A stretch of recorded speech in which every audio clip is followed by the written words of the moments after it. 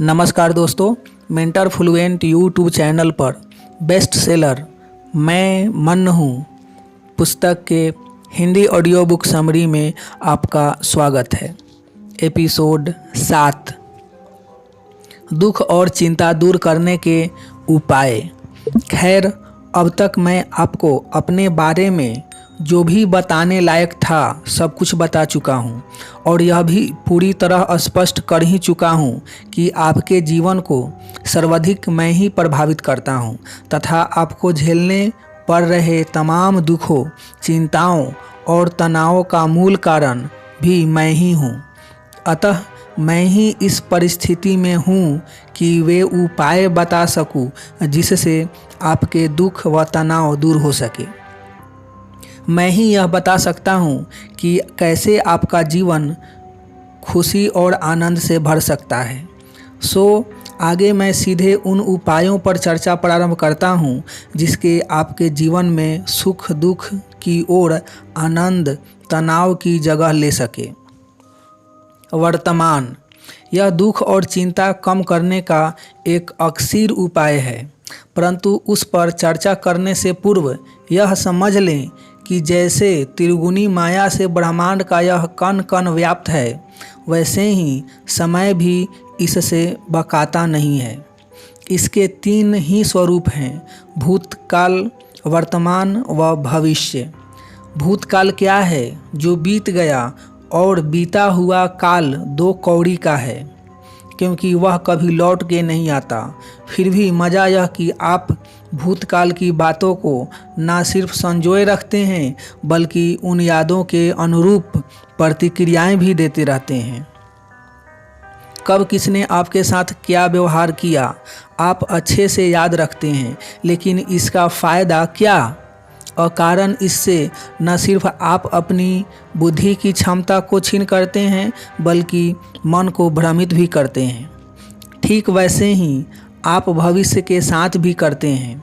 भविष्य क्या है? यह वह काल है जो अभी आया ही नहीं, और जो क्षण आया नहीं वह सदैव से अनिश्चित है। फिर भी आप अकारण भविष्य की 1000 कामनाओं व लाखों चिंताओं में डूबे ही रहते हैं। इससे आपके हाथ में तो कुछ नहीं आता, पर हाँ, आप ऊर्जाहीन जरूर हो जाते हैं। गौर से समझे तो पूरी मनुष्य जाति समय के इन 2 पाटनों के बीच में पीसी जा रही है, और इस चक्कर में काल का सबसे खूबसूरत स्वरूप वर्तमान, जिसमें वाकई जिया जा सकता है, जिसके साथ जीकर कुछ किया जा सकता है, उसे वह खोती चली जा रही है। और 80 वर्ष जीने के बाद जब मृत्यु दस्तक देती है तब सबको पता चलता है कि भूतकाल व भविष्य काल में उलझे रहने के कारण ना तो वह जी पाया और ना ही कुछ कर पाया। आप मेरी कही इस बात पर थोड़ा गौर करें, इस वर्तमान को पहचानें, क्योंकि वर्तमान वह जादू है जो जल्द ही आपकी तमाम समस्याओं का निराकरण करने में सक्षम है। कभी आपने सोचा है कि आपके अधिकांश दुखों का मूल भूतकाल में है और आपकी तमाम चिंताओं का कारण भविष्य है? यह होगा तो, यह नहीं हुआ तो, ऐसा हुआ तो, पर मैं कहता हूँ होने दो। अभी से क्या, अभी से क्यों मरे जा रहे हो?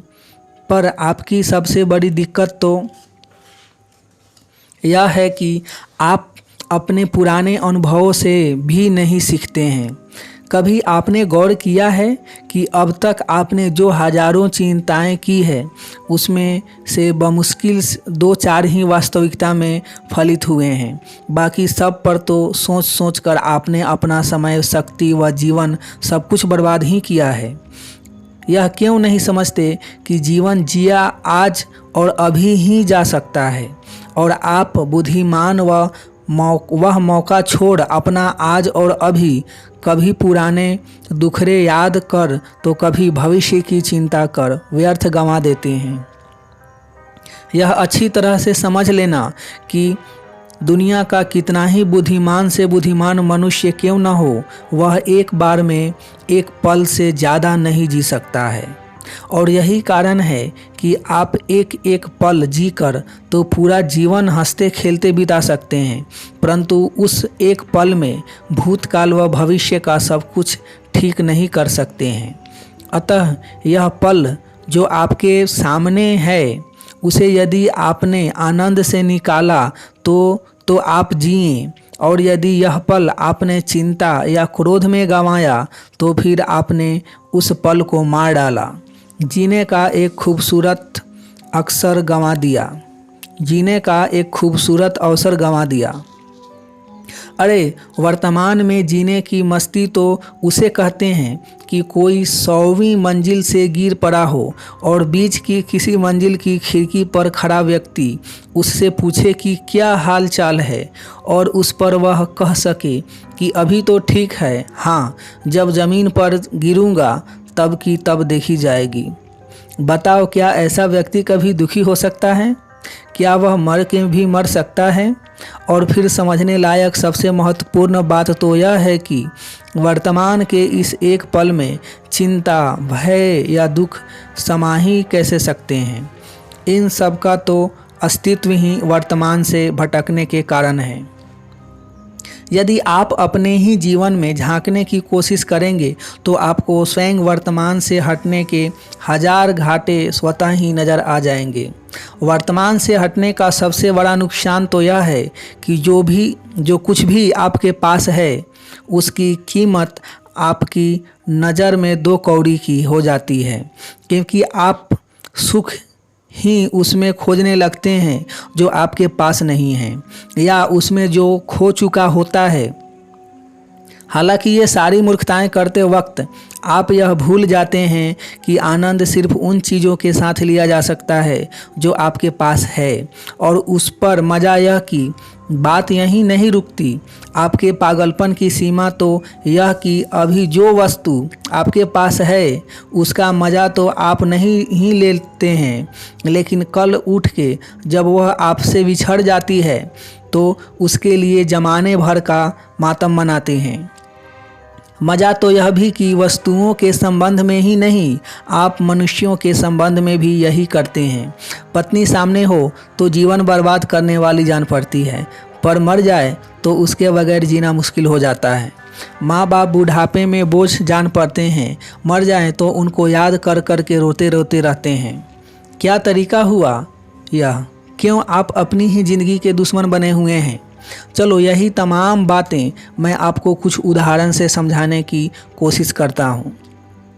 एक बूढ़ा लकड़हारा था, 70 वर्ष के करीब की उम्र थी। उसकी परिवार में कोई न था, जमा पूंजी भी कुछ न थी, स्वास्थ्य भी लड़खड़ा गया था, लेकिन बावजूद इसके उसे रोज़ लकड़ियाँ तोड़ने जाना ही पड़ता था। साथ ही दिन भर तोड़ी लकड़ियों से उसे संध्या बाजार में बेचने भी जाना पड़ता था, और तब कहीं जाकर रात को उसे 2 निवाले नसीब होते थे। वाकई बड़ा कष्टपूर्ण जीवन था उसका। यह तो ठीक, पर उसकी असली शामत वर्षा ऋतु में आ जाती थी। अक्सर तोड़ी हुई लकड़ियाँ भीग जाती और बेचने लायक भी न बचती। फलस्वरूप कई बार बारिश के कहर के चलते उसे 2-2 दिन तक भूखा रहना पड़ता था। यह उम्र और ऐसा कष्ट, वह बुरी तरह थक गया था। अक्सर दुखी होकर प्रार्थना भी करता था कि हे मौत के देवता, तुम मुझे उठा क्यों नहीं लेते? मुझसे नाराज़ क्यों हो? मौत के देवता, तुमने मुझसे छोटे छोटे को उठा लिए, फिर मुझसे क्या दुश्मनी है तेरी? उसका दर्द उसकी प्रार्थनाओं में पूरी तरह झलक पड़ता था। लेकिन एक दिन कमाल हो गया। ऐसी ही हताश मनोदशा में एक दिन वह पेड़ के नीचे बैठकर फिर मौत के देवता को पुकार पुकार कर जीवन से मुक्त करने की प्रार्थनाएं कर रहा था। उसका एक ही रोना था कि मुझे कब उठाएगा तू। इधर अभी उसकी प्रार्थना जारी ही थी कि किसी ने उसके कंधे पर हाथ रखा। बूढ़ा चौंक गया। उसने पलटकर देखा तो एक विशालकाय मनुष्य खड़ा था।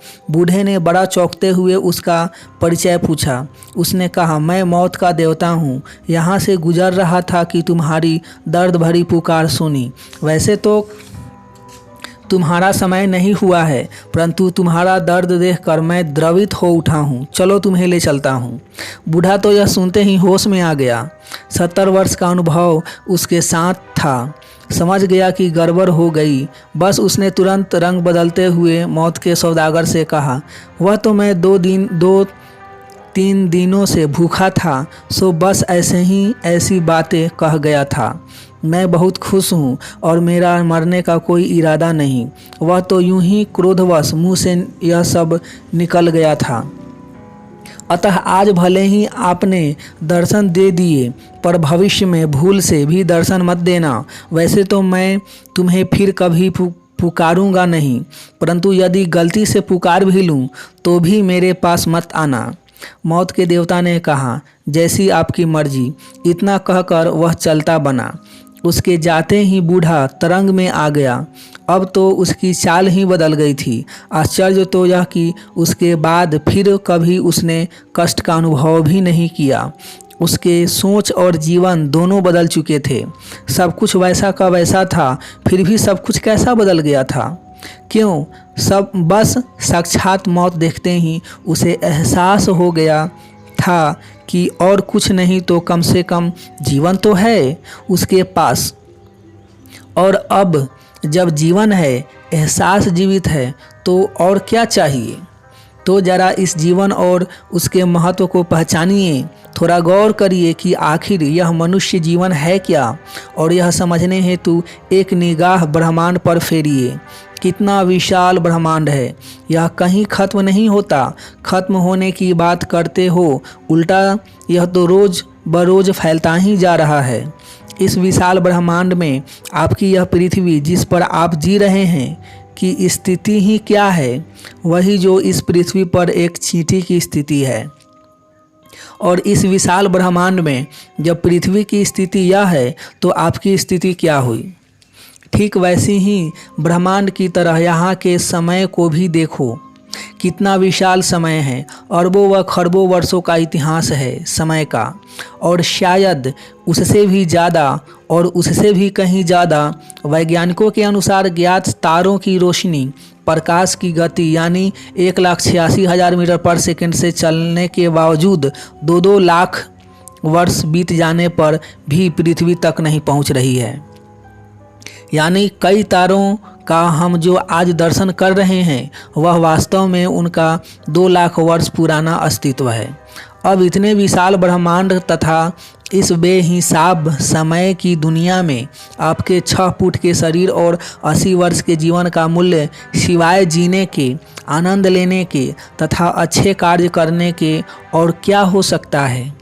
यहाँ चिंता कर कर के भी आप क्या कर लेंगे, और इन सब चिंताओं से पा के भी आप क्या पालेंगे? वैसे ही यदि वे तमाम चिंताएं आप नहीं भी करेंगे तो भी खो कर यहाँ आप खो क्या देंगे? शायद ये सब बातें तो आप समझ ही गए होंगे। सो अब यह भी समझ ले कि सिर्फ आपका शरीर और समय ही सीमाबद्ध नहीं है। सीमा में तो आपकी सारी इंद्रियां भी बंधी हुई हैं। हरदम आपके चारों ओर ब्रह्मांड में इतने विस्फोट हो रहे हैं कि उसकी आवाज़ मात्र से आपके प्राण निकल जाएं, लेकिन आप सुरक्षित हैं। क्यों? क्योंकि आपके कान की आवाज़ सुनने की एक सीमा है। आप एक लिमिट से तेज आवाज़ सुन ही नहीं सकते, और आपके कान की यह सीमा सिर्फ तेज आवाज़ों तक ही सीमित नहीं है, बल्कि एक लिमिट से धीमी आवाज़ भी आपको सुनाई नहीं देती है। यह मत समझना कि चींटी चलती है तो आवाज़ नहीं होती, पर वह इतनी धीमी होती है कि आपके कान की सीमा में नहीं आती। वैसे ही आपकी आँख की भी एक सीमा है। आपको जहाँ तक दिखाई देता है दुनिया व ब्रह्मांड वहीं तक सीमित नहीं है। आप अक्सर कोई उड़ता हवाई जहाज़ देखते हैं। लगातार देखने पर धीरे धीरे वह छोटा हो जाता है, और एक समय ऐसा आता है कि जब वह दिखना ही बंद हो जाता है।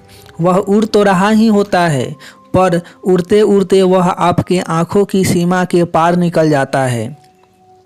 वैसे ही यदि कोई चीज़ सीधे आँख से सटा दी जाए तो भी आपको दिखाई नहीं देगी, यानी देखने के लिए भी कुछ फासले की आवश्यकता होती ही है। बस यही मनुष्य के आँखों की सीमाएं हैं। यदि कोई आपसे पूछे कि सूर्य का टेम्परेचर कितना होगा तो आप कहेंगे तौबा तौबा, माफ़ करो भाई, ठीक है। अंटार्कटिका के पहाड़ियों की गहराई का टेम्परेचर कितना -डिग्री होगा? आप फिर कहेंगे जाने दो, ठीक है जाने देते हैं। लेकिन अपने शरीर के टेम्परेचर के बाबत तो जान ही लो, ऊपर में 108 व नीचे में 88 डिग्री फ़ारेनहाइट के बीच में वह सीमित रहता है, यानी 20 डिग्री के दायरे में। इसके बाहर की घट बढ़ हो गई तो मनुष्य मर जाता है, यानी हर प्रकार से हम सीमा में कैद हैं। लेकिन अच्छी बात यह है कि मनुष्य के मन और बुद्धि की कोई सीमा नहीं होती।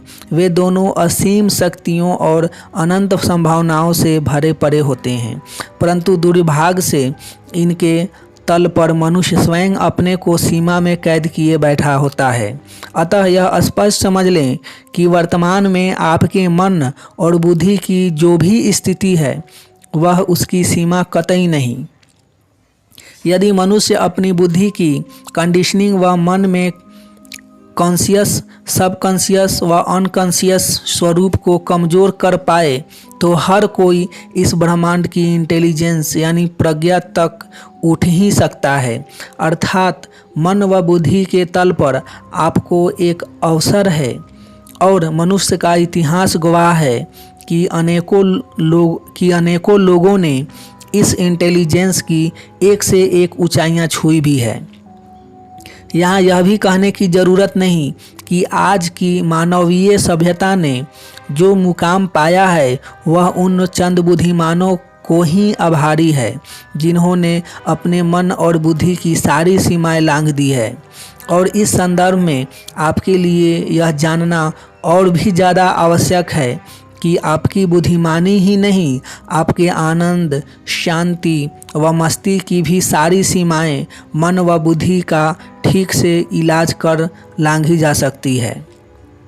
वरना अभी आप जिसे आनंद, शांति व मस्ती समझ रहे हैं वह वास्तविक आनंद व शांति की संभावित अनुभूति का 1000वां हिस्सा भी नहीं। आप यह समझते हैं कि सुखी परिवार हो, पैसा हो, कुछ नाम हो तो आनंद। क्या खाक आनंद? इस मनुष्य जीवन में आनंद व मस्ती की वह ऊंचाई पाई जा सकती है कि जिसे देख यह कुदरत तक जल उठे। मनुष्य जाति का इतिहास गौर से देखेंगे तो आनंद व मस्ती की सारी सीमाएं पार किए ढेरों लोग मिल ही जाएंगे। अर्थात कुल मिलाकर कहूँ तो देखने और सुनने जैसी कुछ सीमाओं में मनुष्य कुदरती तौर पर जरूर बंधा हुआ है, परंतु मन, बुद्धि व मस्ती के तल पर तो मनुष्य ने स्वयं ही अपने को कैद कर रखा है।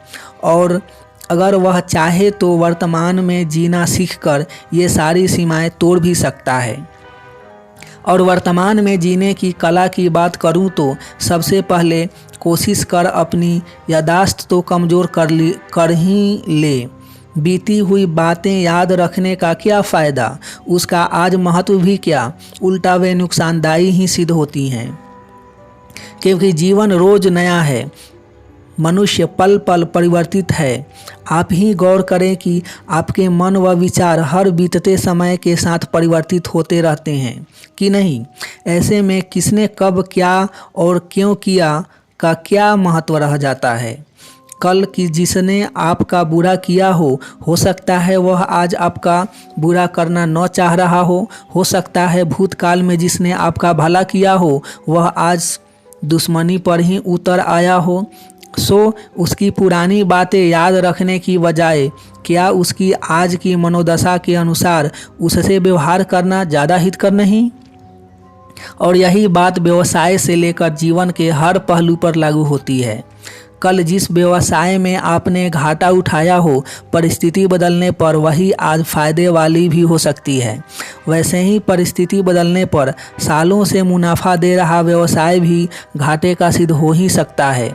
इससे यही सिद्ध होता है कि मनुष्य श्रेष्ठ निर्णय सिर्फ वर्तमान में रहकर ही कर सकता है और यहाँ यह समझाने की कोई आवश्यकता नहीं कि जीवन की दशा और दिशा दोनों आपके लिए नए निर्णयों पर ही निर्भर हैं।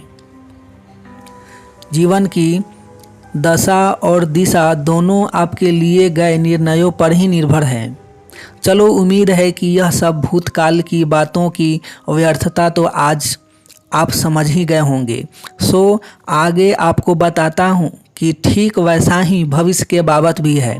यहाँ यह और समझ लीजिए कि आपका वर्तमान बन रहा है भूतकाल से तथा आगे का भविष्य बनेगा इस वर्तमान से। अतः जितना आप वर्तमान में रहकर कार्यों पर ध्यान देंगे उतना ही उसके परिणामों से आपका भविष्य बेहतर होता जाएगा।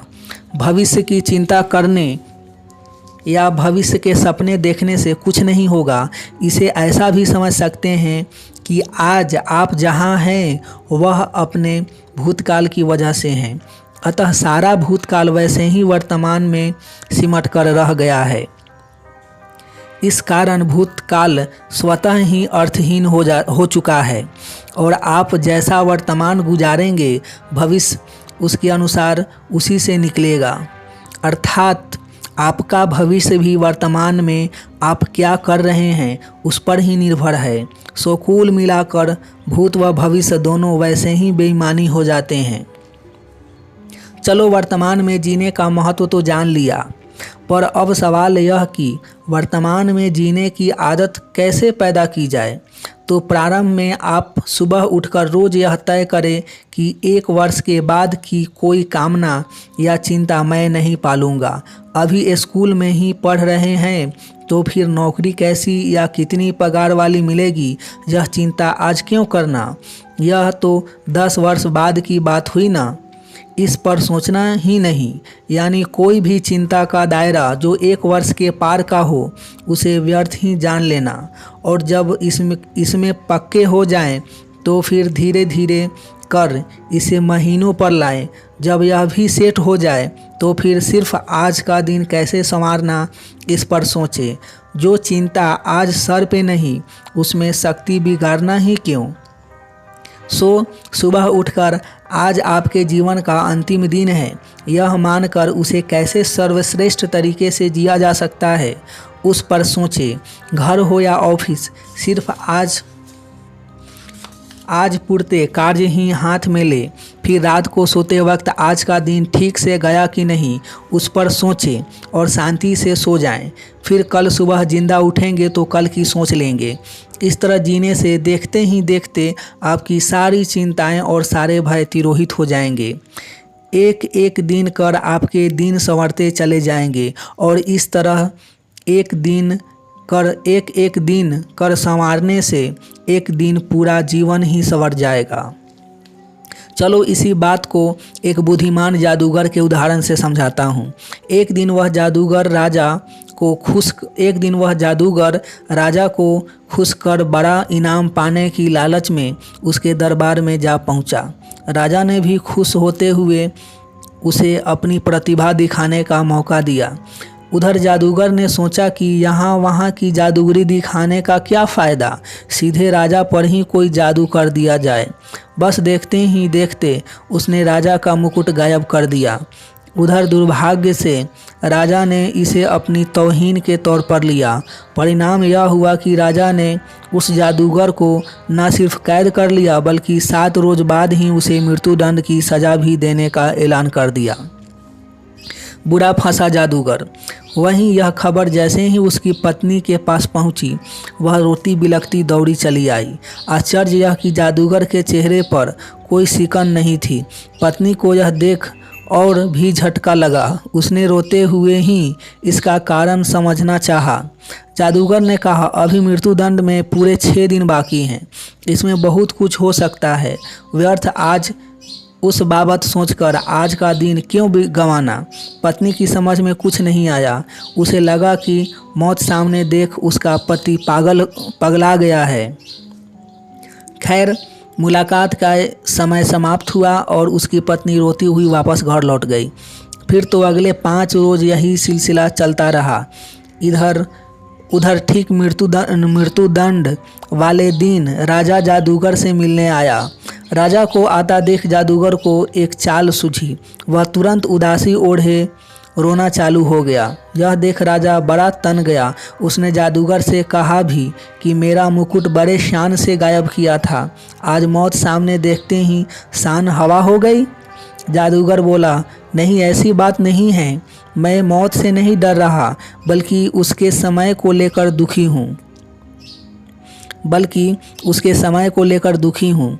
दरअसल पिछले 2 वर्षों से मैं अपने घोड़े को उड़ाना सिखाने में लगा हुआ था और अब ज़्यादा से ज़्यादा 1 वर्ष में ही मैं उसे उड़ना सिखा भी देता, लेकिन अब मेरे पास वह 1 वर्ष का समय ही नहीं। बस इसी बात से दुखी हूँ। जादूगर के मुख से यह सुनते ही राजा को लोभ पकड़ा। उसने बड़ा इतराते हुए कहा, यदि मैं तुम्हें 1 वर्ष दे दूं तो? जादूगर बड़े शांत भाव से बोला, तो वह उड़ने वाला घोड़ा मैं आपको समर्पित कर दूंगा। राजा बोला, तो ठीक है, तुम आज से आज़ाद हो, पर याद रखना सिर्फ 1 वर्ष के लिए। यदि 1 वर्ष में तुम मुझे वह घोड़ा नहीं दे पाए तो तुम्हें मृत्युदंड दे दिया जाएगा। बस जादूगर को आज़ाद कर दिया गया। खुश जादूगर घर पहुंचा। घर पहुंचते ही वह चौंक गया। घर में मातम छाया हुआ था। आसपास के लोग भी एकत्रित हो चुके थे। हर कोई यह मानकर चल रहा था कि उसको मृत्युदंड दे दिया गया होगा। सब जादूगर की पत्नी को सांत्वना देने और उसे संभालने को ही एकत्रित हुए थे, लेकिन इधर जादूगर को जीवित वापस आया देख सब आश्चर्यचकित हो गए। और जब उसने बताया कि राजा ने उसे छोड़ दिया है तो मातम तत्क्षण खुशी में बदल गया। कुछ देर में सब अपने अपने घरों को लौट गए। इधर एकांत मिलते ही पत्नी ने पूछा कि यह चमत्कार कैसे हुआ। जादूगर ने तनते हुए घोड़े वाली बात विस्तार से बता दी। यह सुनते ही पत्नी फिर उदास हो गई, रो भी पड़ी। वह जानती थी कि उसका पति एक झूठी कहानी सुनाकर छूट आया है और जब 1 वर्ष बाद पोल खुलेगी तो मृत्युदंड फिर मिलेगा ही। उसने जादूगर से कहा भी कि यह तो पूरा 1 वर्ष अब इसी चिंता में गुजरेगा। जादूगर ने उसके सर पर हाथ फेरते हुए कहा, पगली, 1 वर्ष का समय बहुत लंबा होता है। उस दरमियान हजारों नई घटनाएं घट सकती हैं। सो अभी तो जो गारंटेड 1 वर्ष हाथ में है उसे तो मस्ती से गुजारें। और ऐसा ही हुआ। 6 माह बाद राजा ही मर गया। उसके अगले 3 माह बाद उसका घोड़ा भी चल बसा। अब काहे का मृत्युदंड? बस यही भविष्य की खूबी है। भविष्य की हर छोटी से छोटी घटना हजारों अन्य घटनाओं पर निर्भर है। अतः पूरी तरह से अप्रत्याशित ऐसे भविष्य के बाबत सोचना ही क्या, और भूतकाल वैसे ही बीती हुई बात है। अतः मैं उम्मीद करता हूँ कि अब आप एक एक दिन वर्तमान में जीने की कला सीखकर अपने जीवन से व्यर्थ के दुख और चिंताओं से हमेशा के लिए मुक्ति पा लेंगे। मिलेंगे नेक्स्ट एपिसोड में। तब तक अपना ढेर सारा ख्याल रखिए, लाइफ को एंजॉय कीजिए, मस्त रहिए। आपका कीमती समय देने के लिए आपको बहुत बहुत धन्यवाद।